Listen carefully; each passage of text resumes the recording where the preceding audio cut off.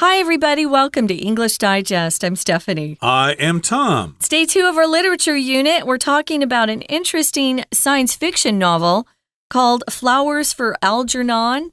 I must confess, I never read this novel growing up, and I didn't see the movie or in the theater or even on TV. We had a TV movie made when Tom and I were younger, and there's an actor that was kind of cute. He's getting older like all of us, Matthew Modine.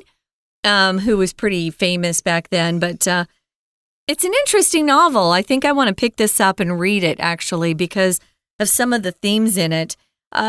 It's described as being science fiction, Tom, but it's really not so science fiction anymore because more and more there are experiments being done on the brain, the human brain, to enable people that perhaps can't hear or see or even walk to have a chip implanted in their brain and then being able to overcome that. So it's an interesting time to be talking about this novel because it's not really science fiction anymore. It does kind of remind me of an old movie called Awakenings. I think it starred Robin Williams and Robert De Niro. They were in that movie. They took some drugs and they no longer were shut off from the world. They could talk and live normally, but it didn't last long. And that's kind of what happens here. But again, this story is about Charlie. He has a low IQ level. He works in a bakery, but his coworkers kind of laugh at him behind his back. And then he takes a literacy class at night, and that shows some scientists that, hey, he's got motivation to learn. So he undergoes an experimental operation, which is designed to increase his intelligence. And then, of course, gradually over time, he gets smarter and smarter. And again, I guess the coworkers can't make fun of him anymore, but still he learns that they were mean to him before, and that kind of makes him sad. Yeah, we're going to go ahead and get going. We are further into the novel in this particular program, and we're going to see what happens. You know, remember, his changes were kind of subtle or very small at first. We're going to see that that is not the case anymore. And then we'll finish up the plot today. And then in our final program, of course, we'll talk about the author and some of the themes of this novel. But first, we're going to read through today's lesson. Stay tuned. Flowers for Algernon redefines intelligence and humanity. With each passing week, Charlie's intellect accelerates at a remarkable pace. Soon, he surpasses even the scientists who performed the surgery. He begins to interpret texts in multiple languages, solve complex problems, and reflect deeply on his existence. However, as his intelligence expands, so does his sense of isolation. Even Miss Kinnian can no longer keep up with his advanced thinking. Though Charlie has gained brilliance, he begins to lose the warmth and simplicity that once brought him joy. At the peak of his intelligence, Charlie begins working alongside the scientists on their research. He realizes they rushed the experiment without fully understanding its long-term effects. Growing concerned, Charlie suspects that the changes brought by the surgery may not last. Around this time, Algernon starts to exhibit aggressive behavior and signs of mental decline. The mouse can no longer solve the mazes he once completed with ease. Alarmed by the parallel, Charlie conducts his own tests and confirms his worst suspicions. His cognitive advancement is only temporary. Algernon's deterioration is swift and painful to witness. After the mouse dies, Charlie knows his time is limited. He uses his remaining time to contribute to science by writing a detailed report about the experiment and its flaws. As his abilities fade, Charlie returns to the bakery, where some coworkers now treat him with genuine compassion. Yet he finds their pity hard to endure. In the end, Charlie decides to leave town and stay far from those who knew him at his highest point. In his final journal entry, he makes a simple request. Someone should put flowers on Algernon's grave. Okay, everybody, welcome back. We're going to talk about the contents of our lesson for today. Now, remember where we left off, Charlie had just undergone this operation. He just had surgery to increase his intelligence, and gradually over time he gets smarter and smarter, and he's pretty much the same as everyone else. Now, with each passing week as time moves forward, Charlie's intellect, or his intelligence, accelerates at a remarkable pace. So it gets faster and faster, and it's remarkable. If something's remarkable, of course, you should really notice it. It's significant. It's pretty big. So, of course, his intelligence increases drastically, you could say, and I'm sure lots of people notice this. Yeah, to accelerate in a car means you step on the gas pedal and it goes a lot faster. But you can accelerate in a lot of different areas. Just speed up. And his intellect improves at a remarkable pace. Remarkable just means something that's pretty noteworthy. You want to make a comment about it. So it's worthy of attention. It's kind of striking to you. It's something that you would notice. So soon he surpasses even the scientists who performed this surgery, which means he becomes even smarter than the scientists who came up with this particular experimental procedure. To surpass means to exceed or be greater than. So maybe you were shorter than your mom or your dad growing up, and one day you looked over and you could see that your height surpassed theirs. I never surpassed my mom. My mom was always taller than me. But I know a couple of my sisters, they became taller than my mom. So yeah, to surpass means, again, to exceed or be greater than. Right, and it says here he begins to interpret texts in multiple languages. If you interpret something, of course, you figure out how to explain something, but we also use this to talk about changing one language into another. You're translating or you're interpreting. Usually an interpreter is somebody who does it orally, out loud, whereas if you translate, you're using a text here. But he's translating or interpreting these texts, these written things, in many, many different languages, in Chinese, Japanese, French, Spanish, Russian, Swahili, or whatever. He's able to interpret them. And, of course, he also can solve complex problems, maybe some mathematical problems that would even stump people working at MIT or whatever. And he also can reflect deeply on his existence. So he's very aware of his existence. He knows how people are treating him and how he was treated in the past. He's just very aware of the world around him now. He is. I wanted to mention a complex can also be pronounced complex. So be aware of that. If you hear it, you might not recognize it if it's complex and not complex. It's both. But he starts to really think deeply about his existence, his life, the meaning of his life, what it's all about. However, as his intelligence expands or gets bigger and grows, so does his sense of isolation. This is very sad. Isolation is that feeling of being alone and just lonely. You could be surrounded by people and feel isolated or have a feeling of isolation. This reminded me of an old boss I had in New York. He was so smart that he had difficulty finding friends because his mind worked faster than anybody's around him. And I remember feeling bad for him. And I thought, I wouldn't want to be that smart because he really had a difficult time dating, finding someone that, he could be married to and tolerate because he would get impatient with people. His mind worked so fast, he would get impatient, waiting for other people to catch up with him. And we had a smart group of people in the office. So even Miss Kenyon, remember, she taught the literacy class, can no longer keep up with his advanced thinking. And this is a teacher that he really probably had come to love and really appreciate for her patience. And she helped him improve a lot, remember, before the experiment even started. Right, so the student now is smarter than the teacher. The student is now the master, and the teacher is the student, I guess, in a certain way. And yeah, he can't keep up with him anymore. He's got to find some new professors to even learn more. And though Charlie has gained brilliance, he begins to lose the warmth and simplicity that once brought him joy. Okay, so he's got a lot of brilliance here. That's a noun. It just means how bright something is, but it also means how intelligent someone is. We often use this in the adjective form, brilliant. Hey, you're quite brilliant there. That was pretty cool, the thing that you did. And yes, he's got this brilliance, but of course it makes him kind of isolated, and he loses the warmth that he used to have, and he also loses the simplicity. And this, of course, reminds me of a phrase we have in English, ignorance is bliss, okay? If you don't really know about what's going around you, then you can't really let it get to you, and you can't make it. You can't be sad because of it. So I think this is kind of describing this sort of situation. He's just too smart for the world, and he's feeling sad because of it. Yeah, that warmth would refer to the love and friendship he had felt among other people. And simplicity is just making life a little bit more simple and not so difficult and complicated.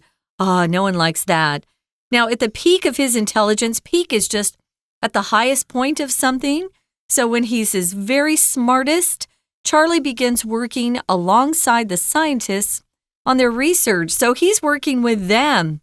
To do something alongside someone else just means you're by their side, you're working on the same project. It doesn't mean you have to be there 24/7 by someone's side. It just means you're doing something together, and that's what he's doing with the scientists. So he's working with them. Maybe he's teaching them or seeing some things they hadn't seen before. And he realizes they rushed the experiment without fully understanding its long-term effects. So if you realize something, of course, you learn something that you did not know before. Usually it happens quite fast. And he looks at their research, and then he realizes, hey, you guys rushed this experiment too fast. You should have done some research ahead of time. You should have understood what the consequences could be. Oh, but Tom, there might have been a lot of money to be made by rushing things ahead. That's what we experience all the time here. Of course, it's risky to do that because you might end up losing money in the long term.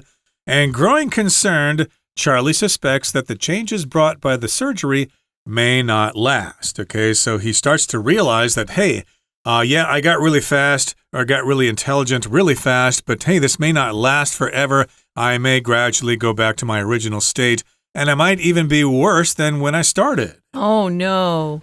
So he starts getting concerned. He gets worried about this, and he suspects or thinks that the changes brought by the surgery may not last. They're not going to be around forever. Maybe he reverts back to normal. Maybe it kills him. We're going to find out.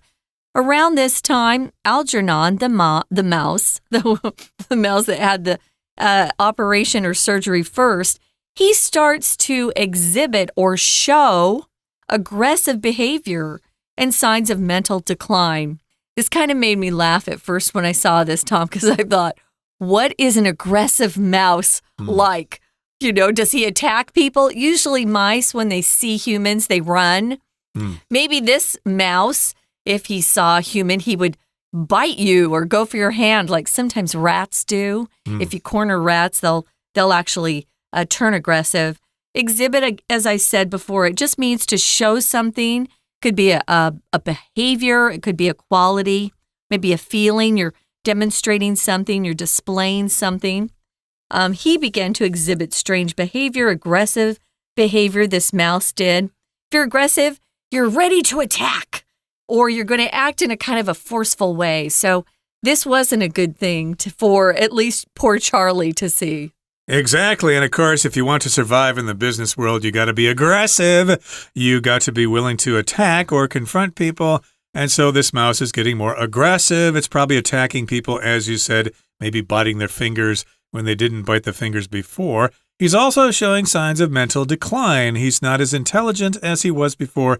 It's taking him longer and longer to get through that maze. And the mouse can no longer solve the mazes he once completed with ease. He used to be able to get through that maze pretty quickly. Oh, this way's wrong, that way's wrong, this is the right way. And he would remember that and get through the maze in record time.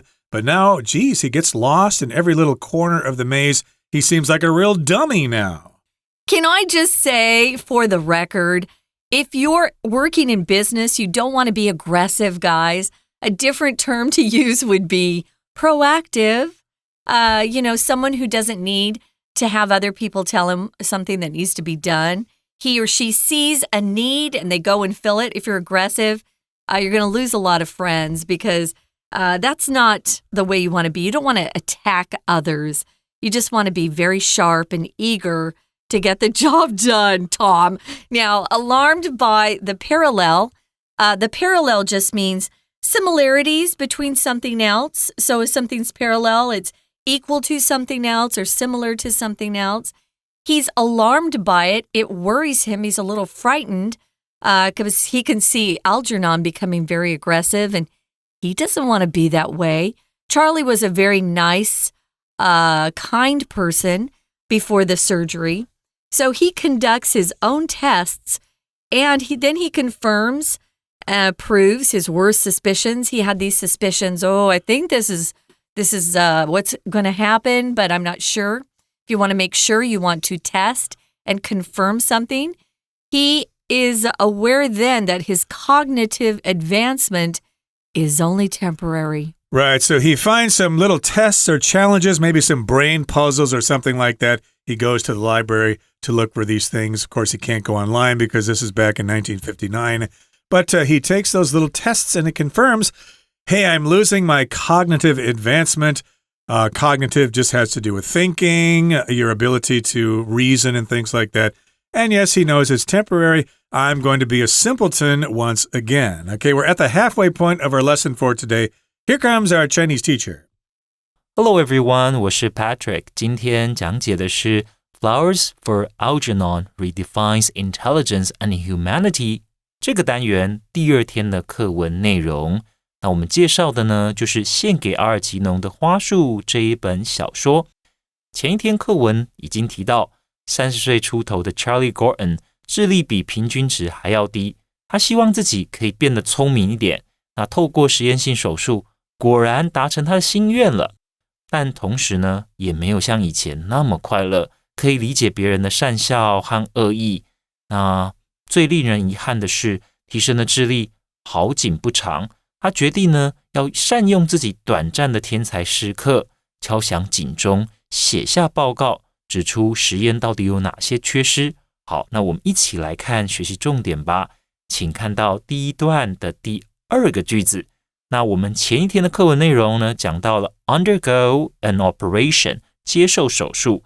那在这里呢 perform the surgery 请特别小心哦，这个动词是 perform 的时候，那当然主词的对象就不会是病人了，而是能够实施手术能够操作手术的人通常是外科医生surgeon。那在这里呢是科学家帮他动的手术。那再来请同学看到第4个句子，逗点之后 So does his sense of isolation。 好，这个部分呢算是倒装句。怎么说？一般而言，我们的主词会在助动词前面，对不对？主词应该是 his sense of isolation， 他受到孤立的感觉。不过呢，助动词 does 却放在主词前面。好，那除了 so 这一个副词以外还有其他的，像譬如说nor 其实也有类似的用法。那为什么要用倒装句呢？如果不用倒装句，原本的句子其实应该是 However, as his intelligence expands, his sense of isolation also expands。 那虽然文法正确啦，不过倒装句的表达方式更加的精炼，字数比较少，对吧？而且还有强调的效果。好，那我们来看一下接着第5个句子 Even Miss Kenyon can no longer keep up with。 请同学把 keep up with 这个片语画起来，就是跟得上的意思。那我们从第2句还有第5句就可以看得到说，原来呢 Charlie 他的智力是突飞猛进的。那这些原本他的老师还有帮他动实验的科学家都跟不上了。好，再来我们看一下第6个句子，就清楚的说到，虽然 Charlie 变聪明了，可是有缺点的。我们先看变聪明这件事 gained brilliance 指的就是变聪明。好，那后面呢讲出缺点来了，什么样的缺点呢？ He loses warmth and simplicity。 好，那就不再像以前可以那么的带来温暖的气息，而且呢他的心思也没有像以前那么简单，不再那么单纯了。好，那接着我们再看一下第2段的第2个句子，他变得聪明以后，很多事情呢，他都了解了。好，了解到什么呢？原来科学家 rush the experiment， 所以他们是急着呢，希望能够追求科学的突破，所以实验呢是非常仓促之下进行的。好，那我们看到后面 without fully understanding， 那 with 也好，或者 without 也好，它其实常常都是在让我们知道说前面这个主要子句到底是在什么样的情况之下进行的。所以等于是科学家其实并没有真的了解说这个手术会有什么样的长期影响，有什么后果，那就进行了这一项手术。好，那再请同学看到第4个句子，特别重要，这个句子呢就是整个故事的转捩点了。好，怎么说呢？ Algernon 就是那一只老鼠嘛， starts to exhibit aggressive behavior。 小白老鼠这白老鼠变得呢开始有攻击性， aggressive behavior 展现出，动词我们用的是 exhibit。 那此外还有什么呢？它还展现出另外一件事情Algernon also exhibits signs of mental decline， 也出现了智力衰退的迹象。好，那第5个句子就等于是心智衰退的证据啊。这是老鼠没有不再像以前一样轻易的走出迷宫。再来，我们看第6个句子，这是一个分词构句。Charlie is alarmed by the parallel。 好，这原本呢是前面的这个子句，那后面的主要子句是 Charlie conducts his own tests。 Charlie 自己呢进行试验。好，那由于没有连接词，所以我们势必呢要做一个分词构句，那前面呢就变成 alarmed by the parallel。 We're going to take a quick break. Stay tuned. We'll be right back.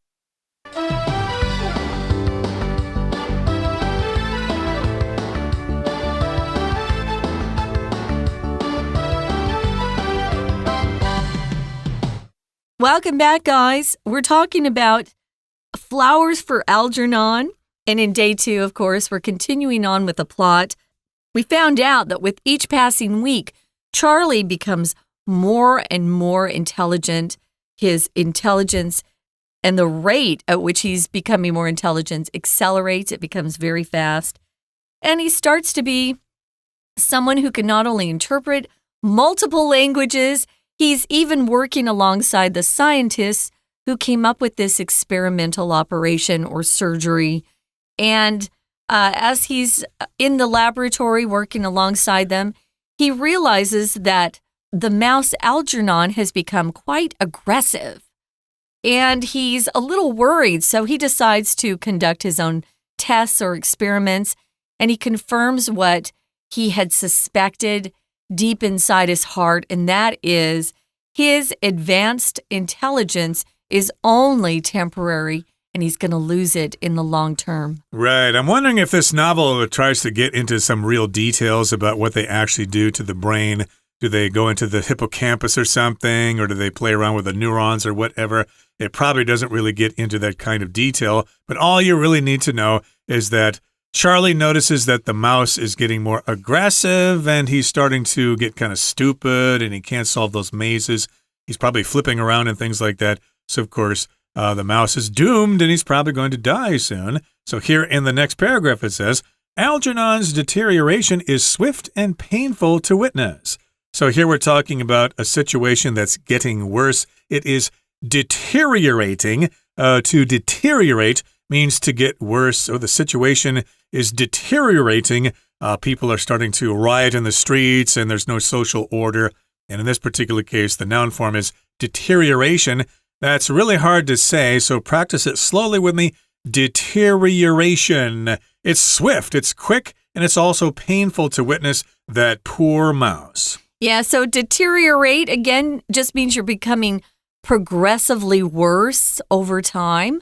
That's not a happy thing. And it says that Algernon, the mouse, his deterioration is swift. It's rapid, it's quick, and it's also very painful to witness. It's sad to see that mouse's deterioration. Now, the mouse does die. Mice don't live that long. But he dies, and Charlie knows his time is limited. He feels like perhaps this surgery is going to lead to an early death as well. So there are a lot of bad things that he discovers because they did not do any long-term testing on this medical procedure before they invited Charlie to participate.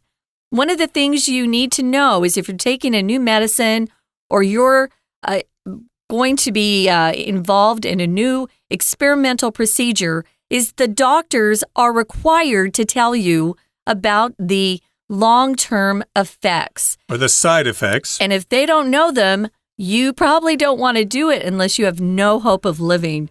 So Charlie uses his remaining time, because he's a good guy, remember, to contribute to science. He writes up a detailed report about the experiment, and what's really important is he talked about the flaws. If you're talking about someone's flaws or a product's flaws, it's imperfections or faults or problems that particular person or thing has.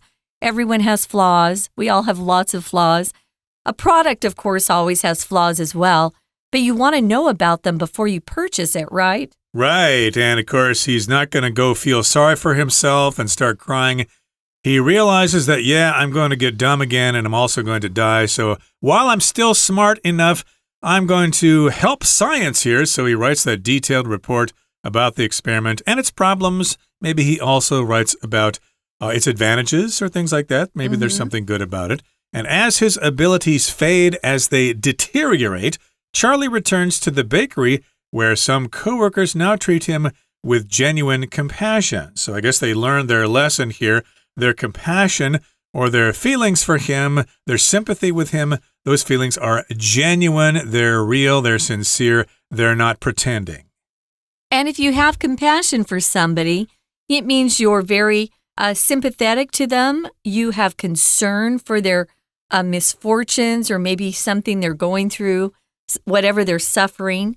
Yet, poor Charlie finds their pity hard to endure. He doesn't want their pity. It makes him feel even worse. So in the end, Charlie decides to leave town. He moves, and he wants to stay far away from those who knew him at his highest point. Remember, we talk about a highest point of something as being the peak of his intelligence. He wants to get away from these folks and perhaps find more peace and quiet around strangers. It's very sad, actually. It is indeed, and I think this book was written kind of in the form of entries by Charlie himself. Diary entries. So you can kind of tell he's getting smarter and smarter throughout the novel, and then, of course, his situation deteriorates. So, yes, he decides to leave town, and he's still writing in his diary. He's still writing in his journal. And in the final entry in his journal, he makes a simple request. Someone should put flowers on Algernon's grave. Okay, so that's his final request in his journal. People are probably going to read his journal after he dies to try to figure out exactly what happened to him so that they can use that information in future experiments or whatever. But here, it's kind of puzzling here. Why would somebody want to put flowers on a mouse's grave? Well, because of Algernon, he was able to experience a lot of, camaraderie, friendship with people that he had never felt like he was one of their peers before. Of course, participating in the experimental operation also shortened his life and took away that innocence that he had once had. Sometimes it's better not to know what's going on around you. Sometimes it's better just to be happy with what you have. That's one of the points we're going to talk about in day 3. But yeah, I wanted to mention, guys, I think there's a difference between a diary and a journal. Usually, if it's an adult writing, especially a man, we talk about journal writing. I talk about journal writing as an adult female, too. But when I was younger, I wrote in my diary. Mostly just females, young girls are writing in their diaries about, some crush they have on a guy. But usually as an adult, we would say, I write in my journal every day. I know you like to write in a journal, Tom. Sort of. I call it my notes, but I guess technically it is a journal, not really a diary. young girls have diaries, like the diary of Anne Frank, for example. That, of course, was a diary. She was talking about her feelings and her relationships and things like that. Hey, maybe we'll talk about that book again in the future. But here we're at the end of this novel for this month, Flowers for Algernon, and maybe you could attend the funeral yourself for the mouse when he is buried in the ground. Okay, that brings us to the end of our explanation for today. Here comes our Chinese teacher.